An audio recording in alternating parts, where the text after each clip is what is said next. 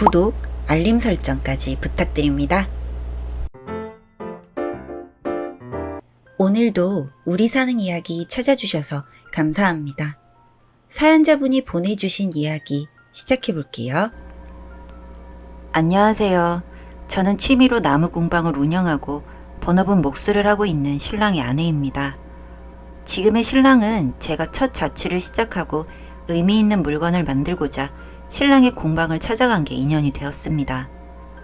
저희 동네가 좀 작기도 하고 특히 나무 공방을 하는 곳은 별로 없어서 어렵사리 연락이 다 찾아가게 된 곳이었는데 뭘 만들까 하다가 제가 말띠라서 말 모양의 장식품을 만들기로 이야기를 하고 몇 주 동안의 작업 시간이 이어지고 있었습니다.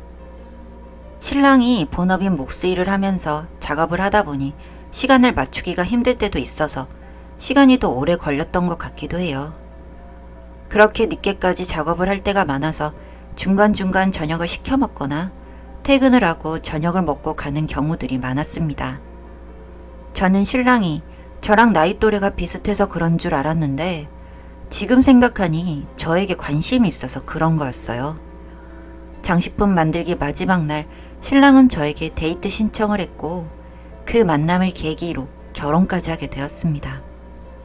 신랑은 손재주가 많은 사람인데 그래서 저의 신혼집도 옛날 아파트를 매매로 구매한 후 신랑이 실내 인테리어를 직접 했습니다. 원래 작업을 하는 사람인지라 주변 지인들과 업체 사람들에게 싸게 물량을 구해서 뚝딱뚝딱 인테리어를 완성했어요. 그렇게 저희의 신혼이 시작되었습니다.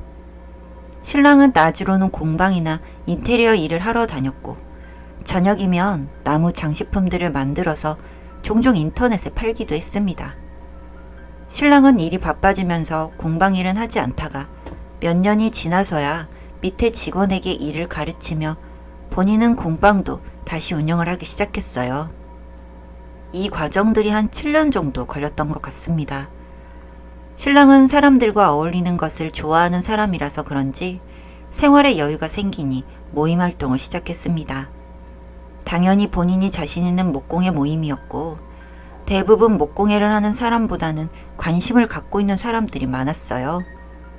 요즘 유행하는 익명의 채팅 같은 게 아니라 카페를 통해서 사람들을 만났는데 가끔씩 신랑이 재능 기부처럼 신랑의 공방에서 간단한 목공품을 만드는 수업을 했고 시간이 될 때면 저도 같이 가서 들었기 때문에 모임의 사람들이랑도 자연스럽게 안면을 트게 되었습니다. 저는 목공품이라고 하면 대부분 남자들이나 나이가 많은 사람들이 많을 거라 생각했는데 젊은 남녀로 대부분 이루어져 있고 아저씨들도 종종 있었어요.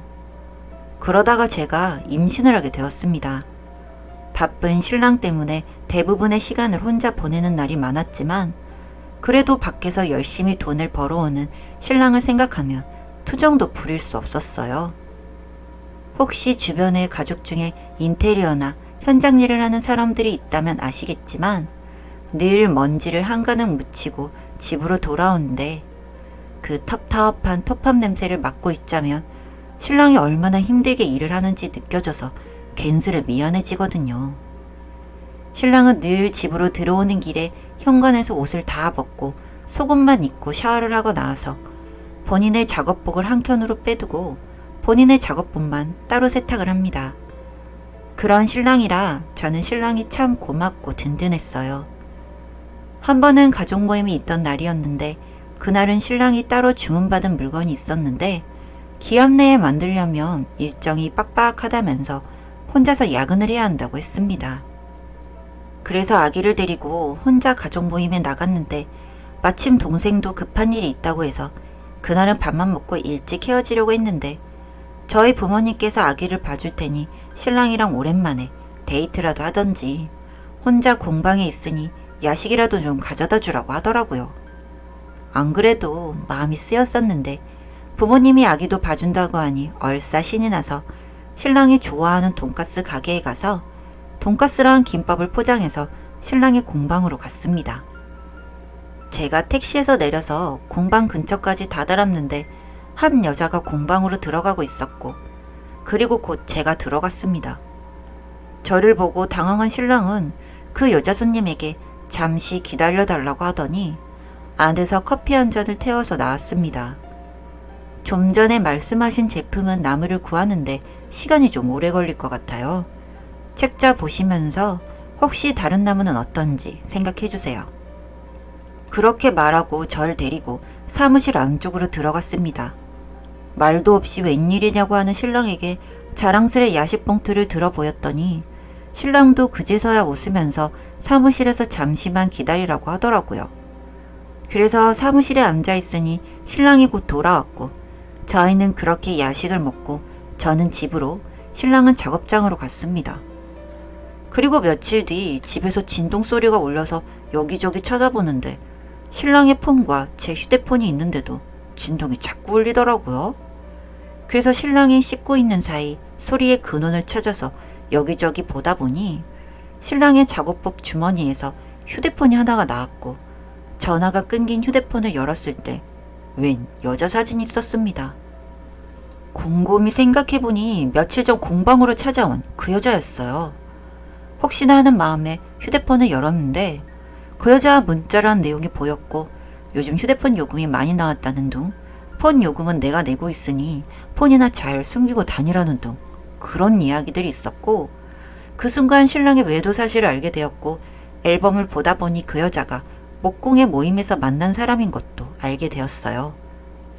문자들을 보다 보니 5, 10, 15 등 이런 규칙성을 갖고 공방에서 데이트를 한다는 걸 알게 되었고 저는 신랑의 외도 증거를 찾기 위해서 준비를 했습니다. 혹시 모르니 신랑 사무실에 CCTV 메모리 카드까지 준비해뒀고요. 그리고 그날이 되어서 부모님께 아기를 맡기고 신랑 공방이 보이는 맞은편 카페에서 기다리고 있었습니다. 저번과 비슷한 시간에 그 여자는 공방으로 들어갔고 몇 시간이나 안 나오더라고요. 그래서 결국 참지 못하고 공방 주변을 서성이는데 안에 사람이 하나도 안 보이더라고요. 그래서 조심스럽게 문을 열고 들어갔는데 정말 인기척이 없었습니다. 그래서 두리번거리며 안을 돌아보고 있었는데 부스럭 쿵 하는 소리가 들렸고 그곳으로 다가가니 신랑이 건식 사우나 틀을 만들고 있던 데에서 나오더라고요. 신랑이 사무실에 있는 게 건식 사우나인데 1인용은 너무 작으니 더 큰 사이즈로 해서 샘플을 만들어 둔 거라 사람이 셋 정도 들어가도 될 정도의 작은 방 같은 공간이에요. 거기서 나오는 신랑은 옷을 허겁지겁 입다가 넘어지기라도 한 건지 옷은 돌아가 있었고 머리는 제비집을 만들어서 부스스하게 나왔습니다. 당신 여기서 뭐해? 당신이야말로 여긴 어쩐 일이야? 아기는? 엄마가 집에 놀러온 김에 잠시 맡아준 데서 당신이랑 밥이나 먹을까 하고 왔지. 근데 사우나는 왜? 안에 나무가 좀 깨진 것 같아서 그거 보수 좀 하려고. 어머, 어디가? 그렇게 말하며 자연스럽게 휴대폰을 동영상 촬영을 하고 안을 비췄는데 바닥에 매트리스랑 이불이 깔려있고 베개에 쿠션까지. 그리고 이불로 몸을 가리고 앉아있는 한 여자가 있었습니다. 그 모습은 카메라에 고스란히 찍혔고 여자는 옷을 입을 생각도 못하고 얼어 있었어요. 확신이 되어버리고 제가 현장까지 잡아버렸으니 신랑도 할 말이 없는 건지 굳어 있었고 저는 신랑의 머리채를 잡아 뜯었습니다. 제가 그렇게 있는 사이 여자는 옷을 입고 뻘쭘히 앉아있다가 저에게 무릎을 꿇고 빌었는데 그러면서 하는 말이 유부남인 줄 몰랐다고 합니다. 제가 문자 내용을 다 봤는데 어디서 거짓말인지. 그 여자도 때리려고 손을 들었는데 신랑이 막더라고요. 나 참 어이가 없어서.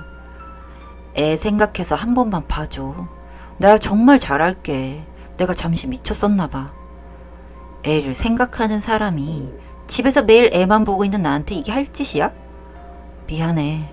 당신이 애만 보니까 내가 너무 외로웠나 봐. 이제는 애 잘못이야? 아니면 애를 챙기는 내 잘못이야? 나는 도둑질한 사람은 손목을 자르면 되는데 바람핀 사람은 어떻게 해야 해?